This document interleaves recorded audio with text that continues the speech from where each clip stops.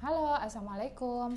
Kali ini Kak Nung mau cerita tentang satu langkah kecil. Ini adalah cerita tentang seekor berang-berang. Coba lihat, sedang apa ya berang-berang itu? Namanya Scramble. Scramble sedang membuat daftar. Dia membuat daftar hal-hal yang bisa dilakukan dan yang tidak bisa dilakukan.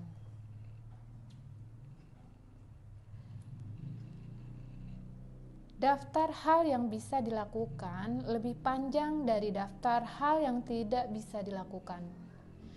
Di daftar itu tertulis berguling ke depan, berguling ke belakang, memperlakukan katak dengan baik, berseluncur di atas lumpur, membuat istana pasir yang sangat bagus, dan meloncati bebatuan licin. Sementara itu, daftar hal yang tidak bisa dilakukan sangat sedikit. Hanya tertulis, apa yo? Jeng-jeng, berenang. Ternyata si berang-berang, si Scramble belum bisa berenang. Siapa yang pernah dengar seekor berang-berang tidak dapat berenang? Tanya Beaver. Apa? Tidak bisa sama sekali, kata Bir. Tidak bisa berenang sedikit pun. Di usiamu yang sekarang, semua temanmu dapat berenang loh. Bersikap baik pada berang-berang ternyata tidak ada dalam daftar hal yang dapat dilakukan Bir dan Beaver, kata ibu saat Scramble bercerita padanya. Dan aku bertaruh, istana pasir mereka tidak bagus, gumam kakak perempuan Scramble. Terkadang Scramble akan berpura-pura dia bisa berenang, tapi sesungguhnya dia hanya melompat-lompat dengan sangat-sangat cepat di sepanjang dasar sungai. Lain waktu, dia akan berlari sepanjang pinggiran sungai mencoba untuk tidak tertinggal dari teman-temannya ketika mereka berenang di dalam air. Tapi, hampir di setiap harinya, Scramble hanya akan duduk di atas batu licin favoritnya, berharap dan berharap dari ujung misai hingga ujung kaki dia akan bisa berenang. Setiap hari, ibunya akan berkata, "Hari ini kau pasti akan bisa berenang." Dan setiap hari pula hal itu tidak terjadi. Kasihan ya. Suatu hari, di hari Senin yang cerah, Scramble dan kakak perempuannya menyaksikan teman-teman mereka melompat dari batu paling tinggi ke kolam paling dalam di bawahnya. Kau harus memulainya dengan satu langkah kecil, kata kakak perempuannya. Satu langkah kecil, kata Scramble.